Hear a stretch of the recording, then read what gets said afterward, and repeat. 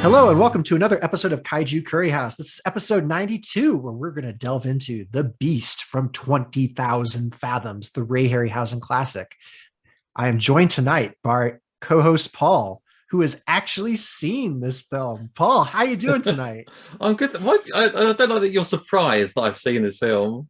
It's just Ladies and gentlemen, boys and girls, normally when I pitch a bad movie, not a bad movie, we'll just call it a black and white movie, something without CGI, mind you.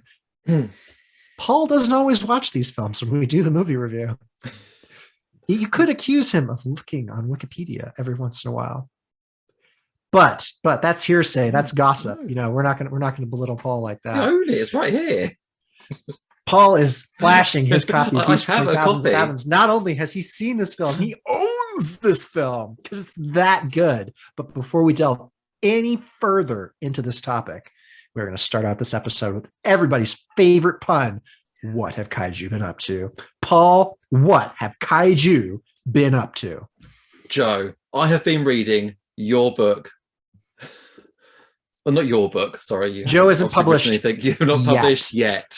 I have continued my journey through the Aliens films, and I'm now reading about Alien 3, which I think is probably the most interesting film of all.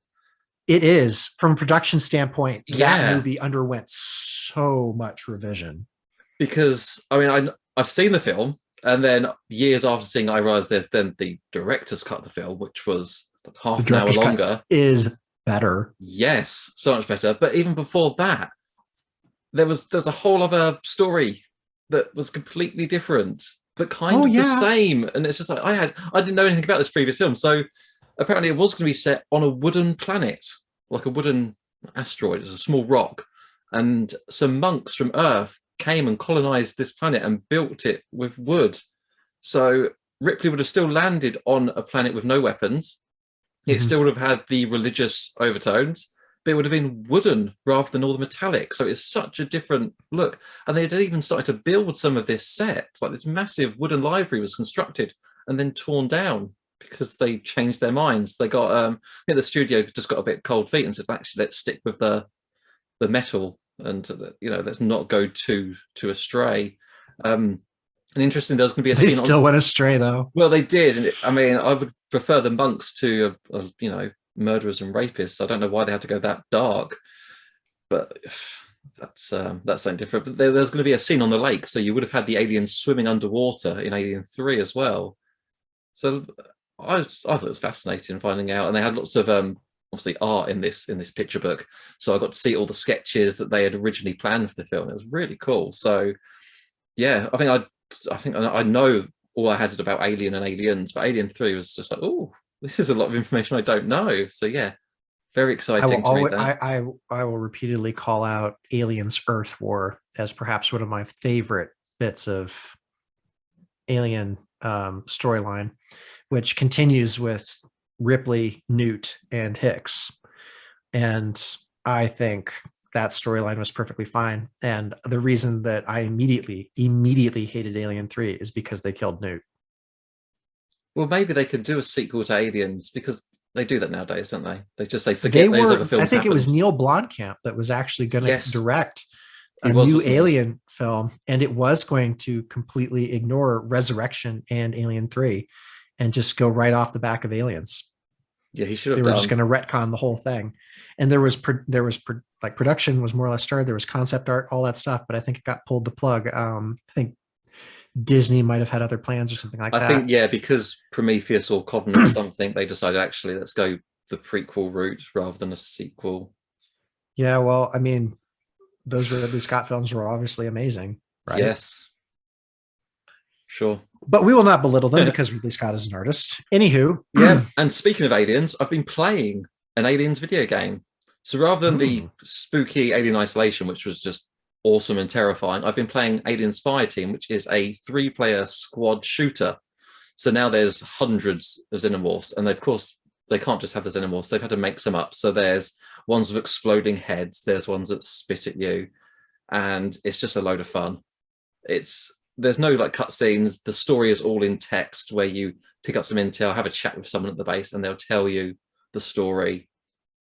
But Joe, I play it on a Monday night, and it's just a great way to chill. have a chat with some friends, shoot some Xenomorphs. Yeah, it's awesome. I recommend the game.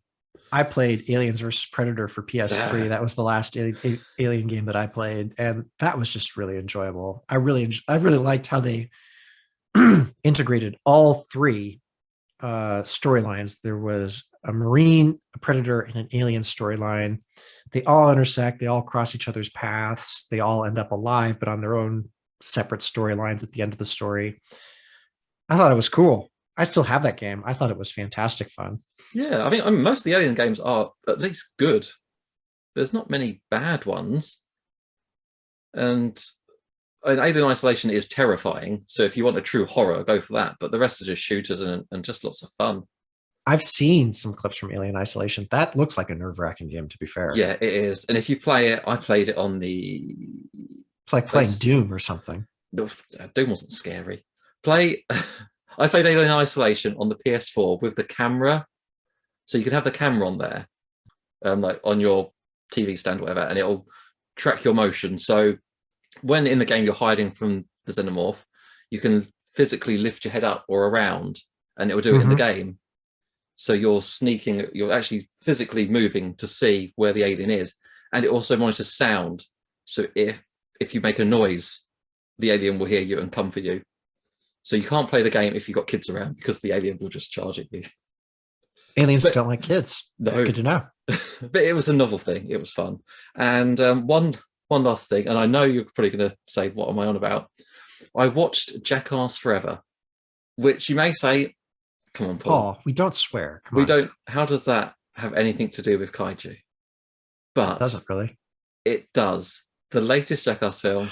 No, the opening scene is Matt Frank is going to listen to this episode and go, guys, I've really had it with you. That is not a kaiju.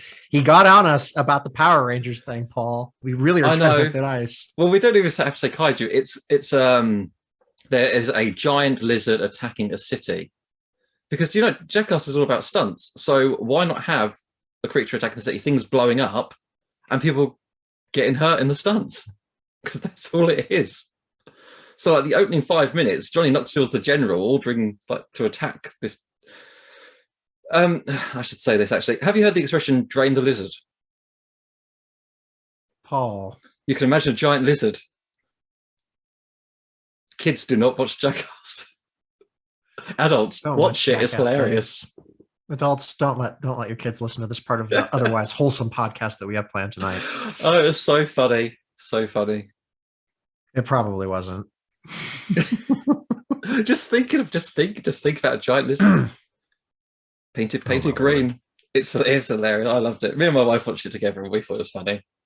And she just loved that the opening scene to a film she picked was a Godzilla reference. Anyway, I don't know while we're here, do you want to talk about the announcement of Godzilla vs. Kong 2? Or do you want to leave that for another day? Oh, I think we should talk about it. We should totally talk about it. Okay. So we're getting a Godzilla vs. Kong 2. I was surprised at that. So this film was leaked. Basically, the fact that we're getting a Godzilla vs. Kong sequel, we'll call it that. Yes, another MonsterVerse movie. This was leaked following booking reports coming from Australia. It's going to be filmed along Australia's Gold Coast. So at some point, we're going to have a tropical setting. And Australia isn't necessarily the cheapest place to film. So likely there is some kind of plot element that is revolving around Australia. Now, outside of this, Apple TV has confirmed that there will be a MonsterVerse series. Yep. So we're getting a whole bunch of MonsterVerse continuation. This is great to hear. But to go off and say that this is a direct Godzilla vs. Kong sequel, we don't know that yet. We're not going to speculate on that. But you're getting another MonsterVerse movie. It looks like it is going to be taking place in Australia. Whether or not the plot will reflect an Australian vibe, we do not know. But I personally suspect that it will, because again, Australia is not the least expensive place to shoot. So there we are. Okay, so it's not confirmed as a Godzilla versus Kong sequel as such. It's just There a are a few things MonsterVerse that are getting sequel. tossed around. It's a Godzilla versus Okay. Kong sequel. It's the Son of Kong. There's just a variety of different things, but all of it is speculation at this point. There are just a couple of big names throwing out their opinions, and a lot of people are taking it as gospel, but officially, no plot elements have been announced. Right. And the TV series, which is strangely based on Godzilla, is set directly after the 2014 Godzilla film.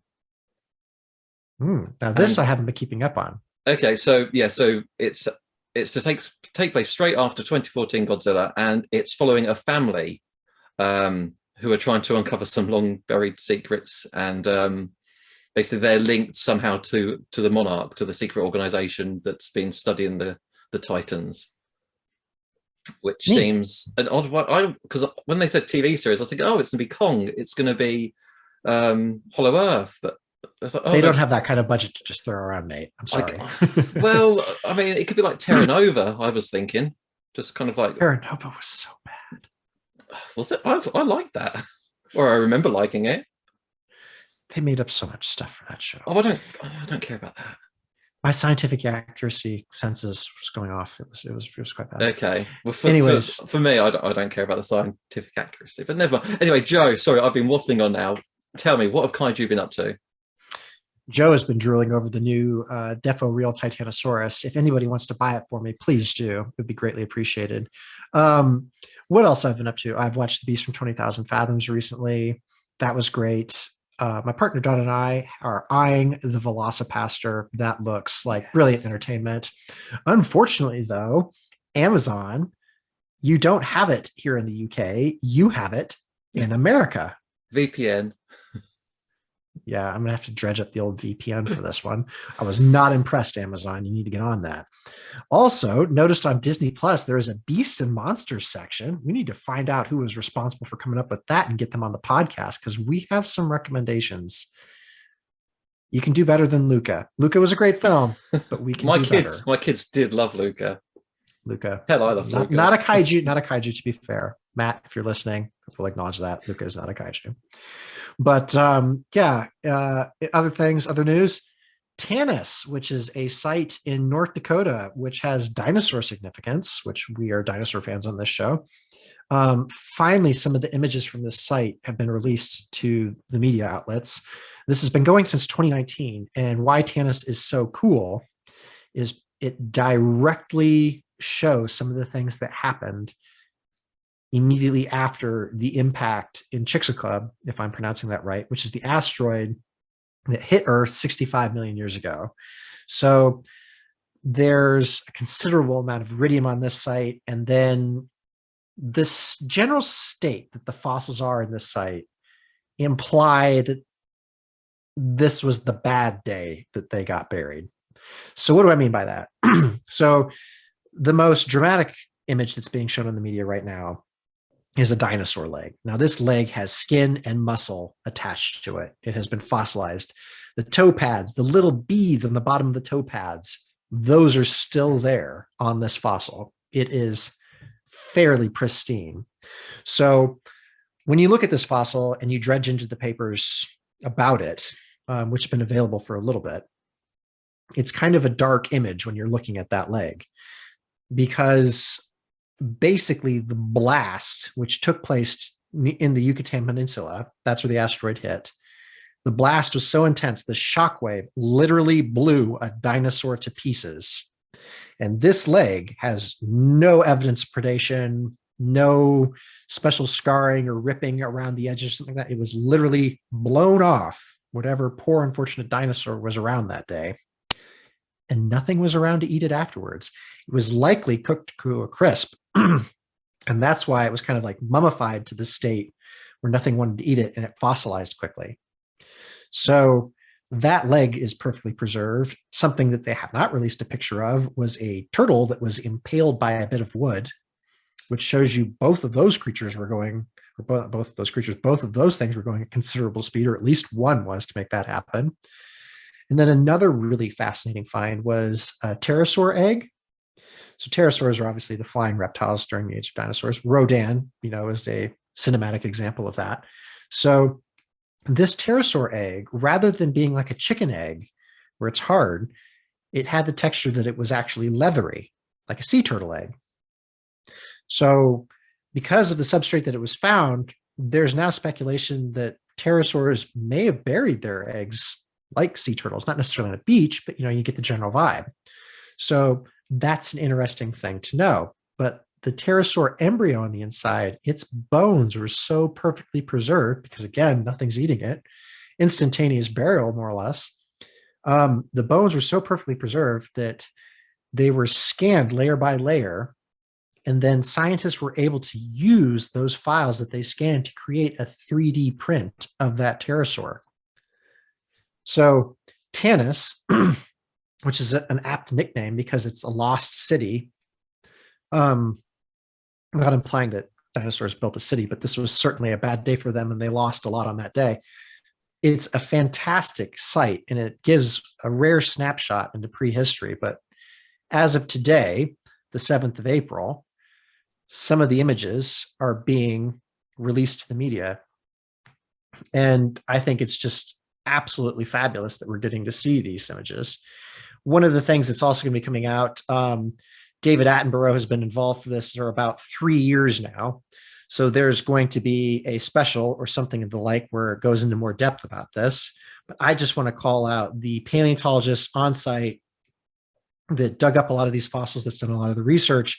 And his name is Robert De Palma. So that's the hero that's on the ground. And I think more people should know his name because obviously David Attenborough is very charismatic and he's going to be in the television special, but Robert De Palma was the fella on the site working on it. So I've been reading up on that. And yeah, it's just been fun times.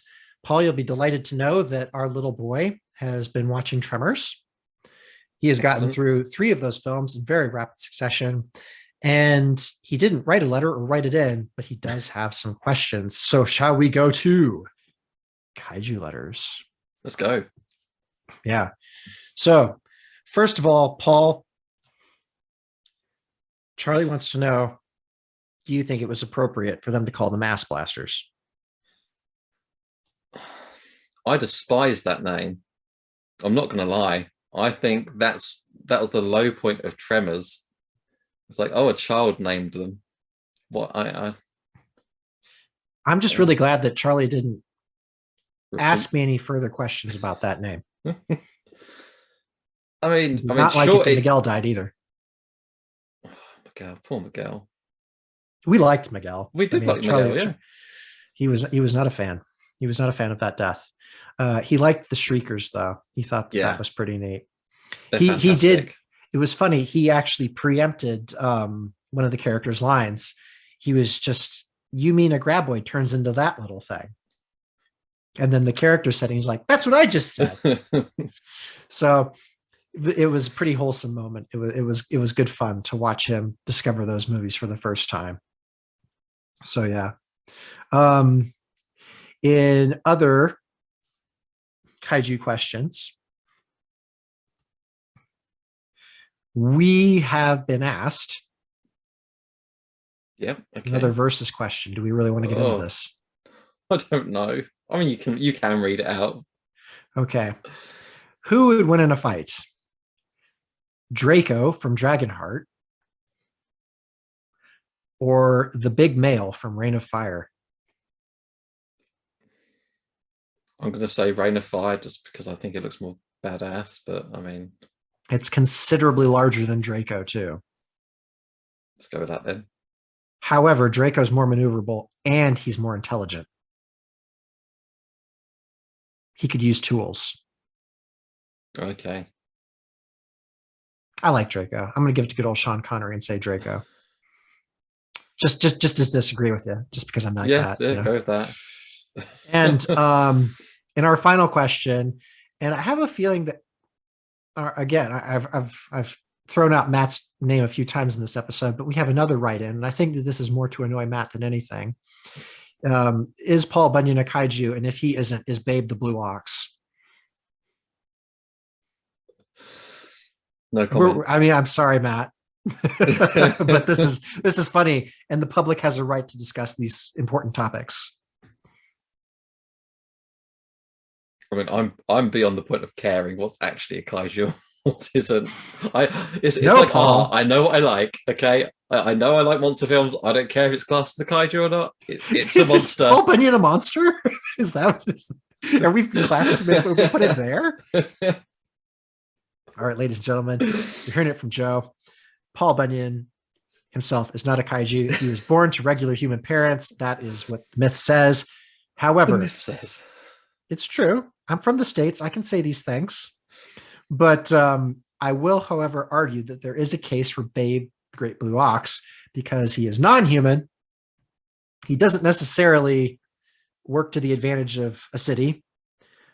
People have to adapt to him.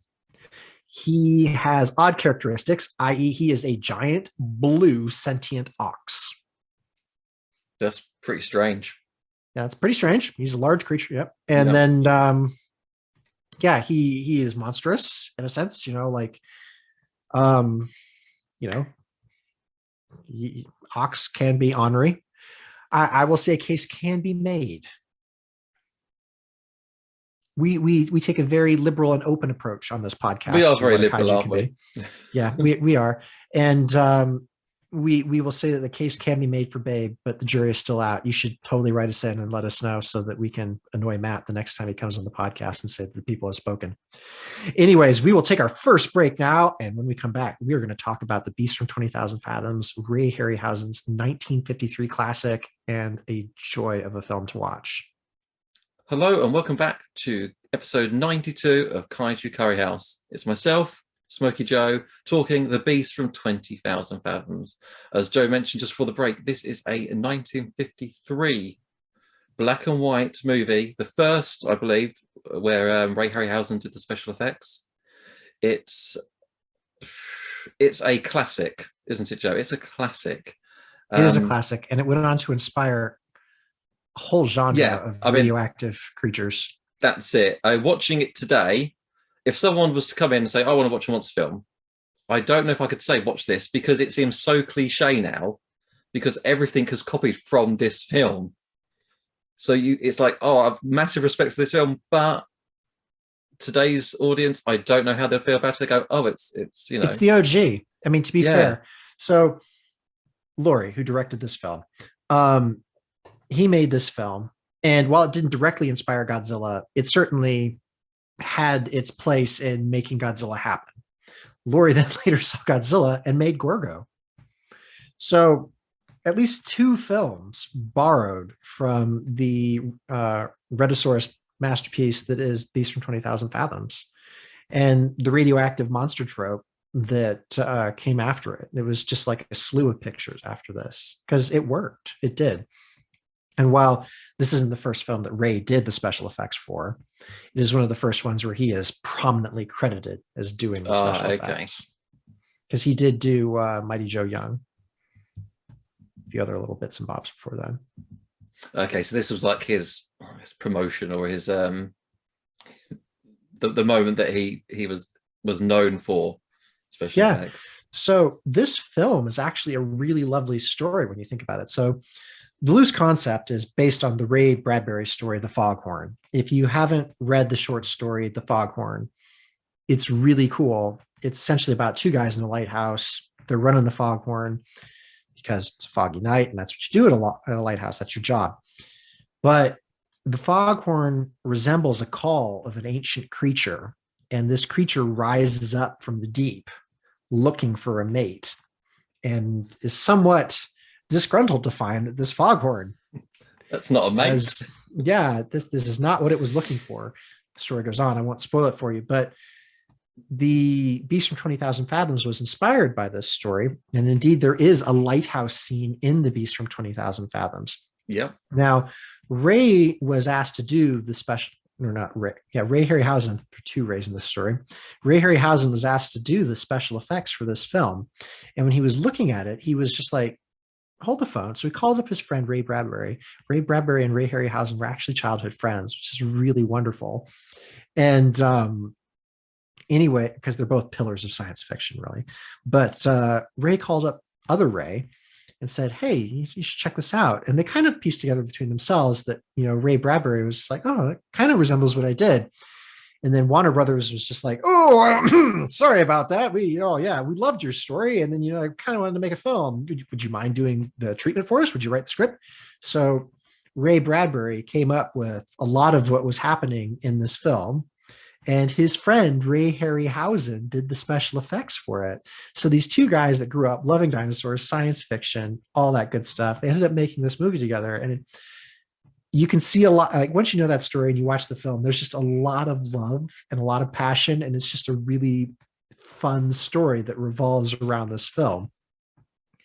But yeah, it's a fantastic film. I mean, for 1953, it was really ahead of its time, in my opinion, because what have we got in it? Like we've got the radioactive monster, which would become, fairly common. We have great special effects. And then we've got an added kicker. We've got the disease, which I think is a very subtle nod. Like that takes it in a whole different direction, doesn't it?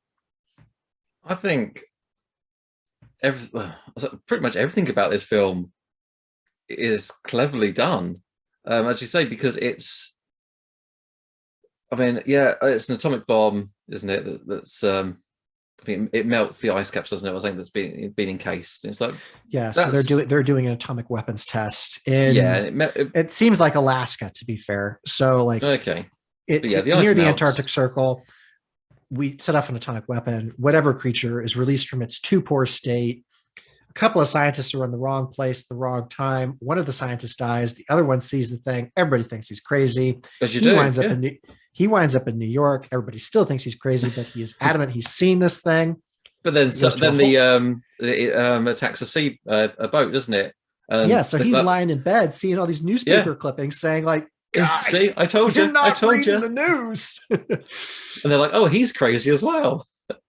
Yeah. All these people, everyone's just crazy seeing this creature, and then someone, who is it?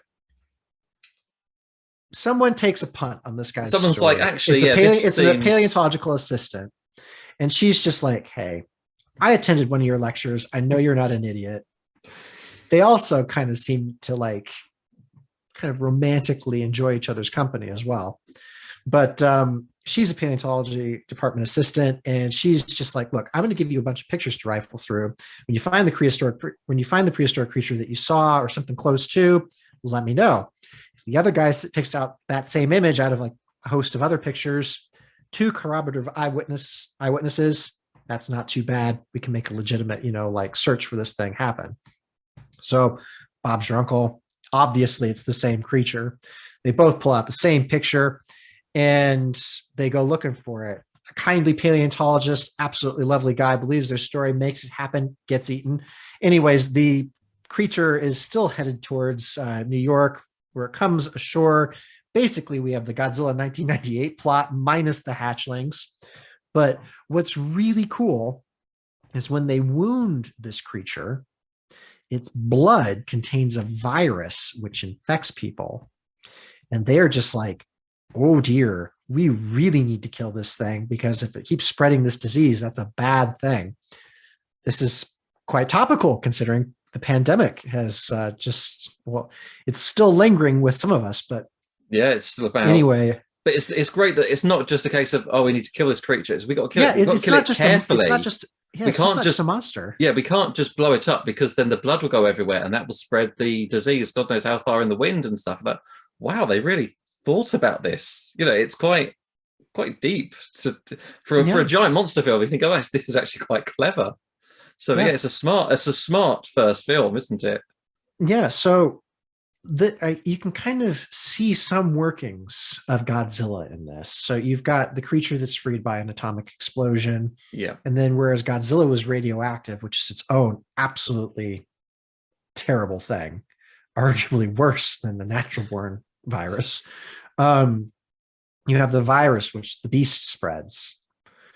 And the beast, it makes, it has some daylight appearance, but that's brief. The majority of the scenes also take place at night.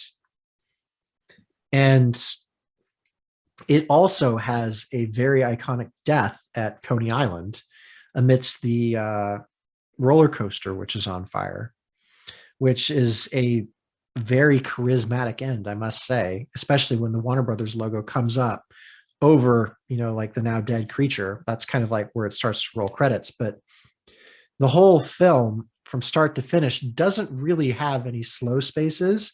I think it's very tight in the way that it moves the story along. It's not to the point where they don't give a bit of exhibition or expose, we'll just call it that. It's just everything in the film has a reason. And the reason is to move the plot along, make it seem credible, and just produce a wonderful story. There's just no fat. There are no real loose ends in this film. Did you feel that when you were watching it? I would say that I mean, it's only an hour, 20 minutes, hour, 30 minutes. I think it's an hour 20. It's not a long film. The only bit that I thought you could actually just chop out if you really wanted to would be the back and forth of, well, not even the back and forth. It's just, oh, you're crazy. And then the other guy, oh, you're crazy. Oh, no, here's some pictures. You could probably chop like 20 minutes off of that if you wanted to. Yeah, but I think that lends credibility to the story itself. I know they're trying to make it look realistic. If someone said they've seen a beast, of course you're not going to believe it. I know it's adding to the realism. They're going through the motions. That's the only place that I would go. Like, actually, yeah, there's not much happening there. It's kind of like Godzilla '98. I mean, you have the single survivor of the incident, and then Jean Reno comes in with his lighter, and he goes, "What did you see, old man?" And then it's just Godzilla. Like it's the same thing. Only our protagonist, he was left a little bit better off than that fella in the '98 film. Let's just say that. But I also like that we have a strong female protagonist in this film. Like she is arguably just as clever as he is. I think that she does a fantastic job. So Miss Ryan, I think, is played by Paula Hall. And she does a fantastic job of doing a paleontologist assistant, coming up with some credible ways to, discover the identity of this creature. She's using like scientific methods, like, let's prove it, like, I don't think you're an idiot, but nobody else is giving you the time of day. Let's go for it. So again, she's coming up with like real credible stuff. And in the 1950s in a science fiction picture, you just don't see that as often. I think that's a really wonderful thing. And it's kind of like what Julie Andrews did in The Creature from the Black Lagoon. Again, she's a credible ichthyologist. Like she knows what she's talking about. She's gorgeous, but same time, she's just as clever. So I really like that we have, that inclusion of a strong female character as well. She's not just eye candy. She actually knows what she's talking about, and she's helping discover the identity of this beast from 20,000 Fathoms. Fun fact, though. So a fathom is a measuring of depth. And 20,000 fathoms is equal to about 23 miles. The deepest point in the ocean is about 7 miles. So there's a slight exaggeration to how deep this creature originates from. Just thought I'd throw that out there. Just a bit of overlooked knowledge. I'll throw out a few tidbits that I found when browsing Wikipedia about this then. On the movie poster, and originally planned, he was going to have some sort of like atomic breath, or at least flames come out of his snout. And that obviously never came to be. But it was used in publicity, and apparently that did go on to inspire Godzilla's atomic breath. So Wikipedia, he was supposed to have a beak originally too. Yeah, we'll call it an it. We don't know if it's a he or she. And so it is the first film to feature a giant monster that's been awoken by an atomic blast. So this is the first, and it's the OG. And during the production of Godzilla, the pre-published story was titled "The Giant Monster from 20,000 Miles Under the Sea," which sounds quite far now, Joe. That you said it's actually only 7 miles. Yeah, the max depth recorded in the Marianas Trench is 7 miles. Huh. Well, Nobody likes to exaggerate in the 50s. No. so yeah, so But this film, because I remember, you say Gorgo and them with the giant ants and Godzilla, all these films then started here. It's I mean it's that important for kaiju history. so there are three films that I will argue all kaiju films, all giant monster films, owe their roots in. The first is the 1925 film, The Lost World. So it's a silent movie. It's black and white. It uses stop motion animation by Willis O'Brien. And it features dinosaurs. It was the first movie to feature dinosaurs. And people thought that they were real dinosaurs back in the day. Bless them. It's great. They still look pretty good, to be perfectly honest. Whoever did that did a good job considering the limitation. This was before they could put sound to a motion picture. And they had nice looking dinosaurs on there. So we have The Lost World and then King Kong in 1933, the masterpiece, Willis O'Brien, like amazing. And then we have The Beast from 20,000 Fathoms. Like those three, we owe a lot to them. And this film is just so solid for what it is. There's not really there's no idiot scientist in this film. Now, arguably, like whoever in the military decided to drop a bomb at that particular place in time, we can kind of blame them for all the terrible events that took place in this film. And we could label that person a scientist. However, all the scientists in this film are passionate, intelligent individuals trying to come up with ways to mediate the amount of damage that is being done by this creature. So from that standpoint, it gets like a scientist A+. The creature, the Rhedosaurus, which is a name that was coined, we don't definitively know where the name come from. Redo in Welsh means to come or to approach, and saurus means to, well, it doesn't mean to anything, it means lizard. So we kind of have a weird mixture of things, but we think the R and the H, or at least that has, according to popular myth, been attributed to RHs to Ray Harryhausen. Okay. So we don't know where that name came from, but the Rhedosaurus itself is a very well-designed creature.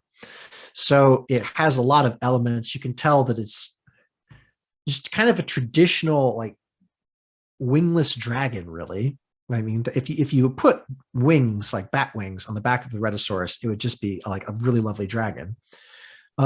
Ray Bradbury had originally intended the Rhedosaurus to have larger eyes. The spikes on the back would have been a bit bigger. It would have had a beak. So it was originally meant to look quite different. And the facial structure, the first model that he did, actually, it had a bit bigger eyes and it was a bit more, the snout wasn't as long. And he wasn't quite satisfied with that particular Rhedosaurus. So we went back and reworked it, made the snout a little bit longer. And he gave the brows of the eyes a bit different look so that it looked like it was a bit more ferocious. And in some of the lighting in the movie, the eyebrows work in just such a way that they like cover or they give shadow to the eyes. So the Tyrannosaurus Rex in Jurassic Park employed a very similar system. So it had dark striping around its eyes, and then Rexy's brows come out. So they create kind of a shadow, which makes the creature look a little bit more menacing. And Ray Harryhausen employed that for the Rhedosaurus. So it's a very neat creature. The other thing that like the Rhedosaurus has, which I think is a fantastic example of Ray Harryhausen looking to real anatomy, is it has osteoderms.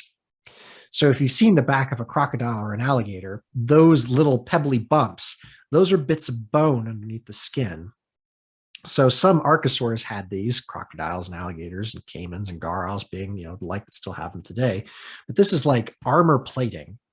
And the Rhedosaurus has this armor plating on his skin. So when they say like, oh, it would take a 6-inch skull, 6-inch shell to get through his skull and all that stuff, like they really are talking sense because it has bone plating.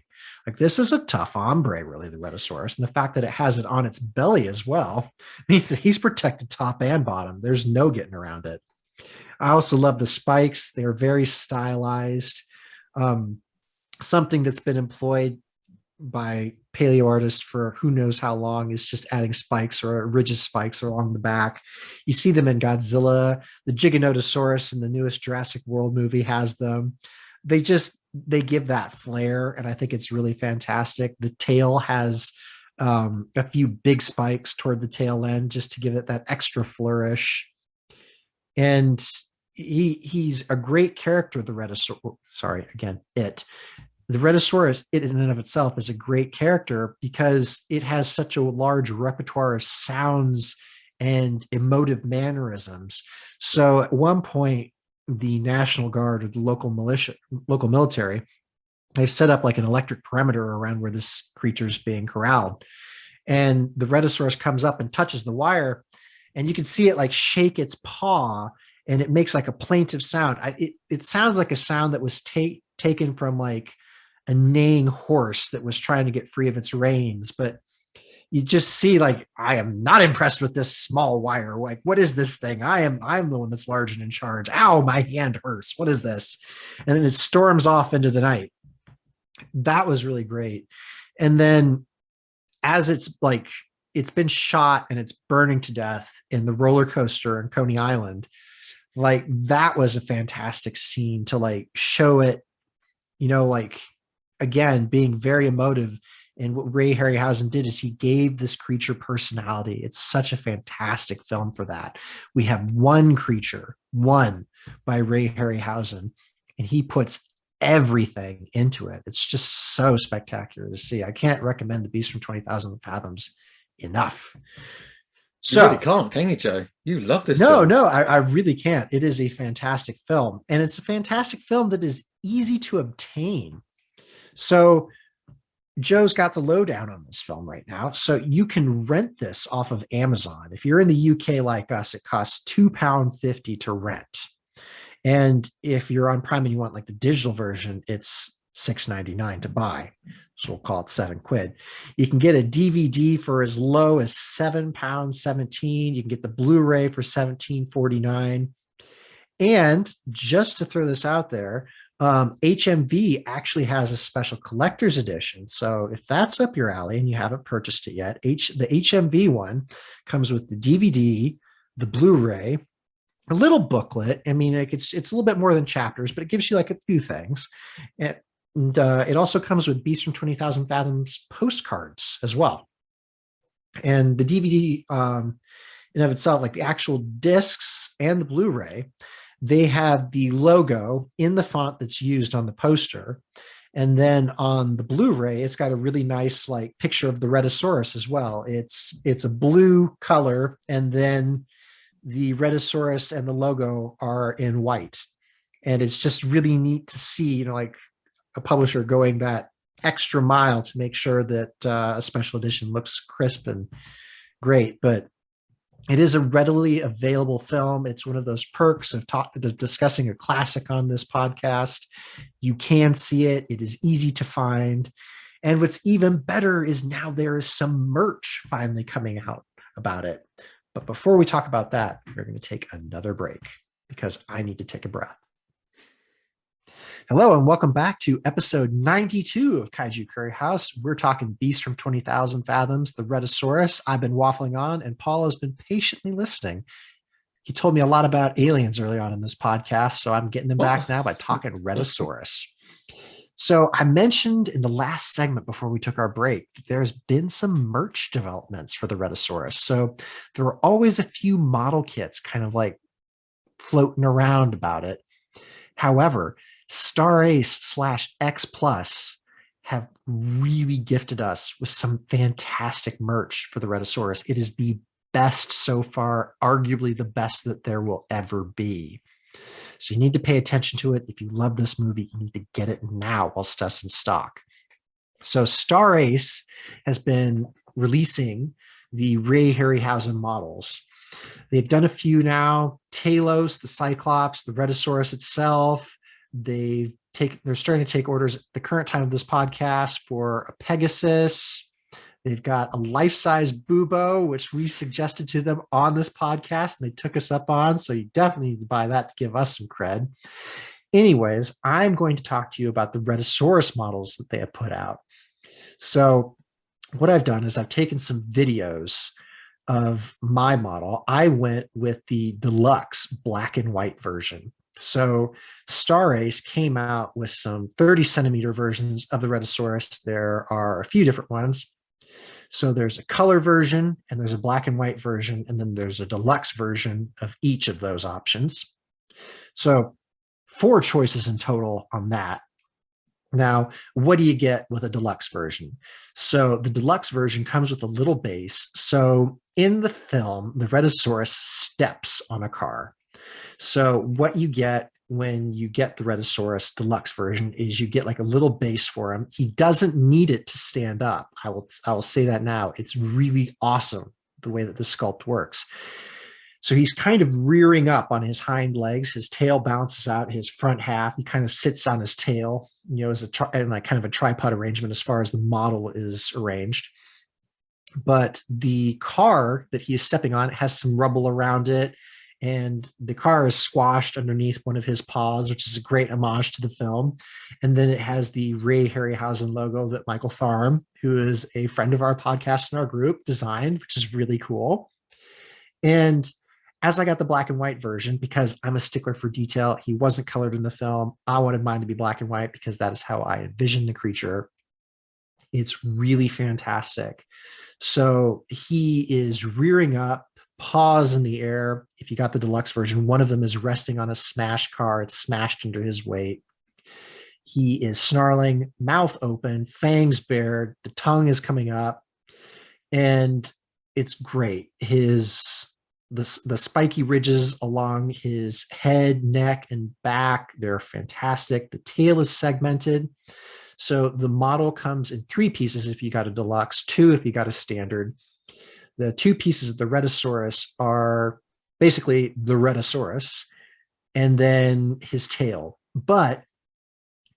And this is awesome because the way that Ray Harryhausen designed the Rhedosaurus, his tail has like these segmented sections. He did it later on with the dragon in the 7th Voyage of Sinbad. So in these tail segments, Star Ace / X Plus have hidden where the seam is. You can hardly see it, if at all, because it fits in so nicely with the way that these tail sections are arranged. So his long old tail hides it beautifully. Now, one of the really cool things, one of the best features of this figure, in my opinion, are the osteoderms. I spoke about them earlier in the last section when I was describing how the creature looks.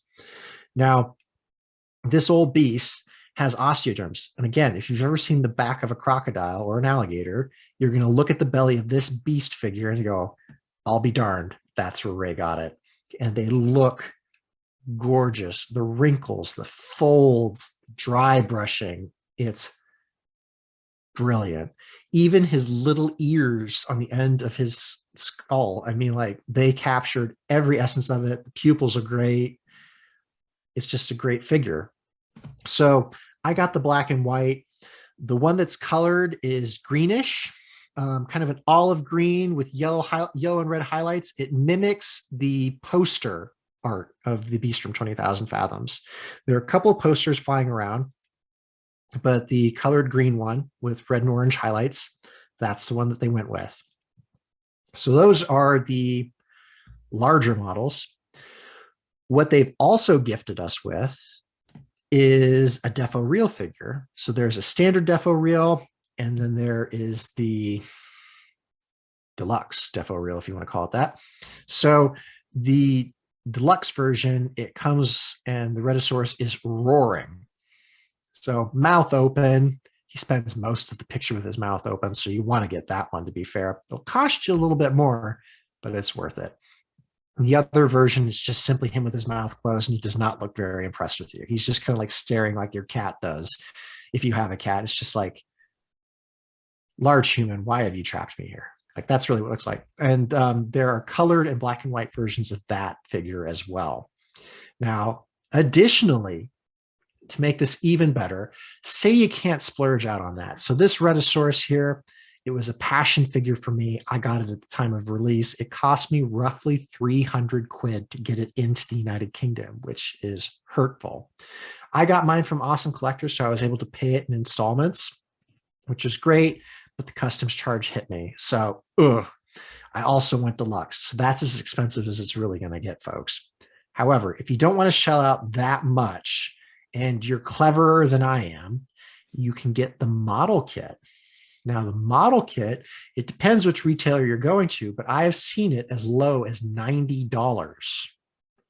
Now, bear in mind, you will need glue. You will need some painting skill. But if you just want to paint it black and white like my deluxe version is, it won't come with the car, I grant you. But all you really got to do is, if you want to, you glue on the tail. It's a vinyl model kit. So you can glue on, or you can attach the tail. You got to glue the mouth together and stuff like that. His limbs need to be glued on, the like. But if you take, a little bit of charcoal gray and then some gray proper and maybe a little white for highlights, you will have essentially the same black and white model. And I think it's a fantastic option that Star Race has given us in that respect. I think that that's a really wonderful thing to do for fans that want a Rhedosaurus but can't shell out that amount of money. Now, what I will say to people that are hearing like $90, like in America or in the UK even, that's a lot of money to spend on a model kit. It actually isn't. It is a lot of money. But comparatively, what you normally spend on a model kit of that quality, like say a resin kit or a vinyl kit from Japan, you'll be spending a lot more. So it's actually reasonably priced within the market that it's actually in. Now, a lot of the retailers that are selling these, there's a potential that you could get it on a payment plan as well. So if you do your sniffing around, again, if you email Awesome Collector and ask Jason Welling, who he runs that site. If you ask him, can you get a hold of this? Are there payment options available? He's a lovely guy, and I know he'll work with you. He's fantastic. So that's the option that I would take. But we have 9 options to get you a Rhedosaurus in there. So, and that's from one company. So I can't stress enough how wonderful it is that Star Race have released this figure. So I've given Paul a couple of pictures and a couple of videos, which have hopefully been playing the whole time that I've been talking about this fantastic figure. So enjoy those to your heart's content. I hope that you do get the chance to pick up the figure. If any of these images, did inspire you, say, hey, I'm going to spend a load of money on something that I totally don't need, but I want. Let me know. I need friends to, support my addiction, to like enable me. So it's really important that, you let me know that, yes, you did the thing. But yeah, Paul, thoughts?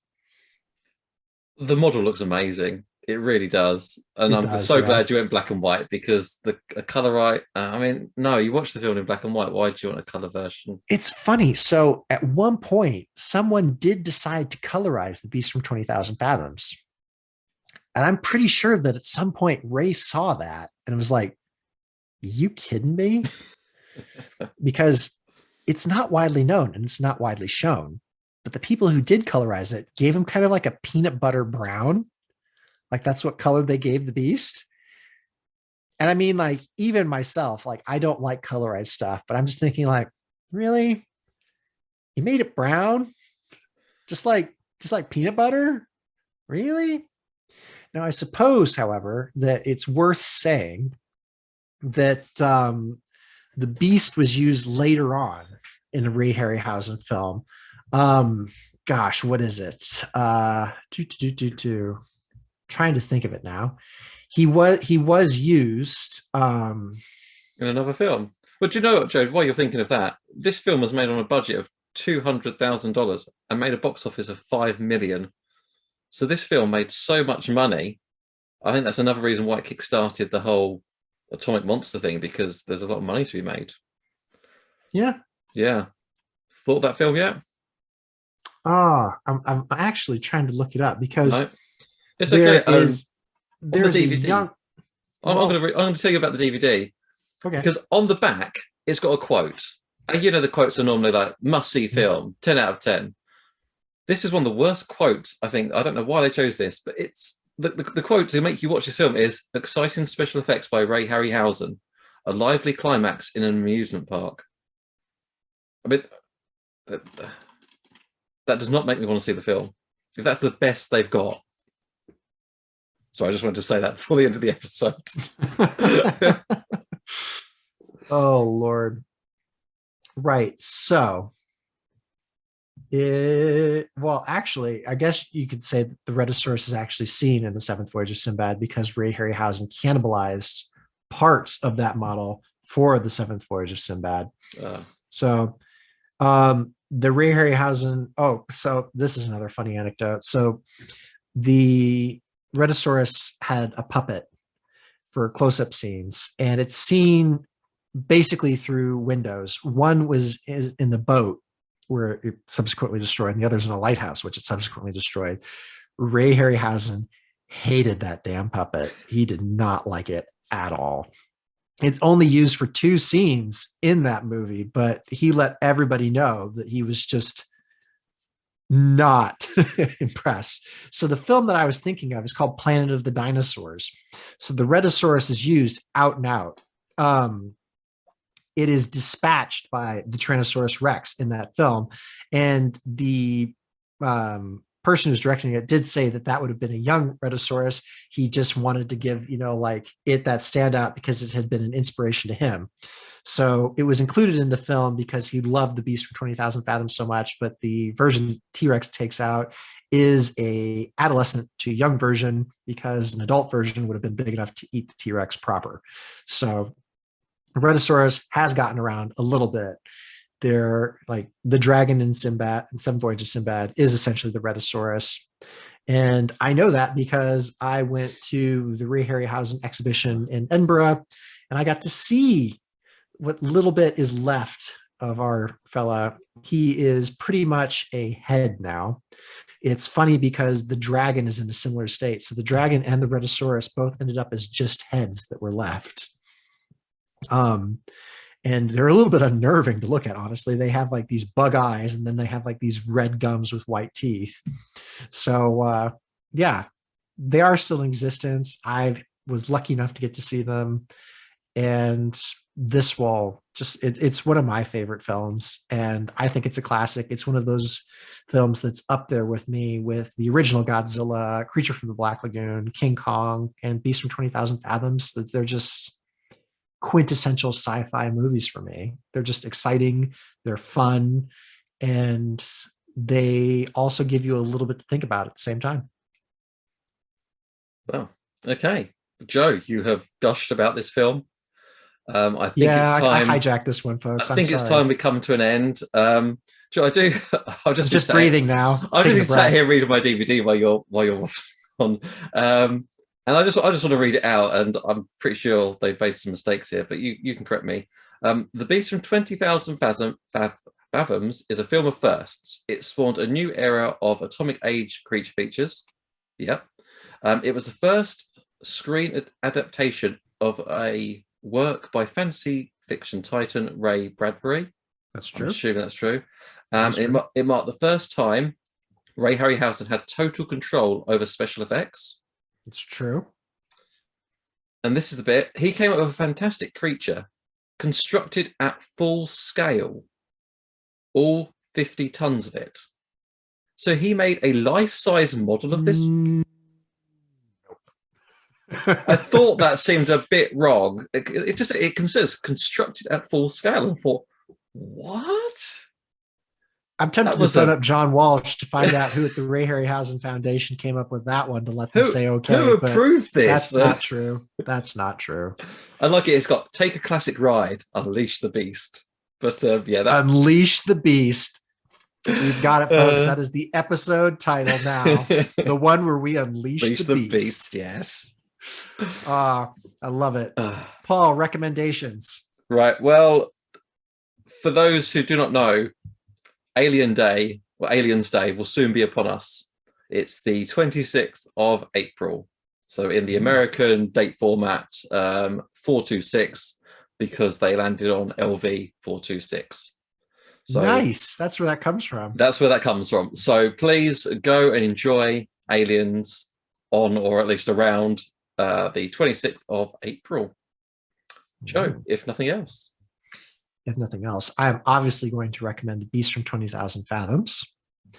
If you trust my judgment, I have spoken at length about The Creature from the Black Lagoon. I will always recommend that movie. And for some reason, it gives me similar vibes. I don't know if you can add credence to that, Paul. I mean, it's black and white, and again, it's one of those. It's from 1954. It was really the year after that Creature from the Black Lagoon even came out. But I'll recommend those two films for tonight.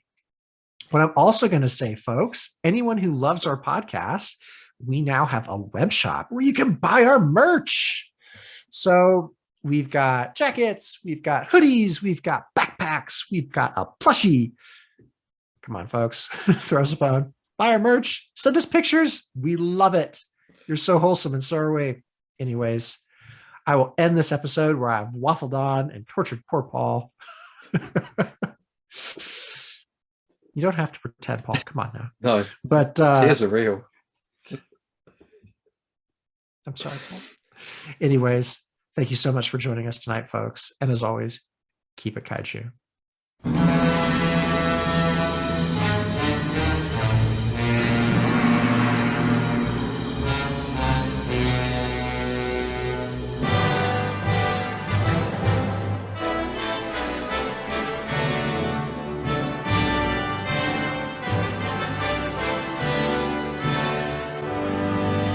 So good. I'm so glad that I got the black and white version too. Oh, that's the way to go. So much easier to dust. Seriously.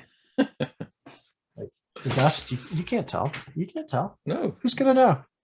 Nobody's gonna know. You never know.